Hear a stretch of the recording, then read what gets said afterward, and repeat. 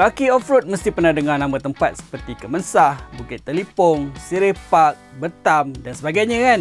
Dia punya trail masuk hutan tu dengan jalan berbatu, masuk sungai, kawasan berlumpur and macam-macam lagi lah. Tapi korang takkan dapat pengalaman macam ni kalau absorber 4x4 korang kurang mantap. Untuk menempuh perjalanan yang ekstrim macam ni, korang perlukan absorber daripada Waldex. Absorber Waldex ni direka khas untuk pengguna 4x4 yang inginkan absorber yang mantap dan mampu mengharungi keadaan ekstrim. Shaft absorber lebih tebal memastikan 4x4 korang sentiasa tegap untuk apa jua kondisi.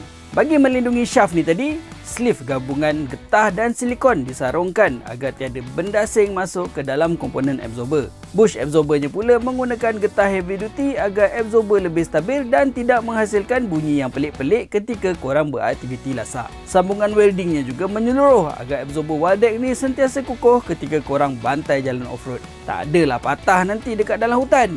So, secara keseluruhan, absorber Waldex ni memang dicipta untuk korang yang gemarkan aktiviti yang lasak dan ekstrim. Tapi kalau korang nak pakai untuk jalan biasa pun tak ada masalah sebab Waldex absorber serba boleh punya.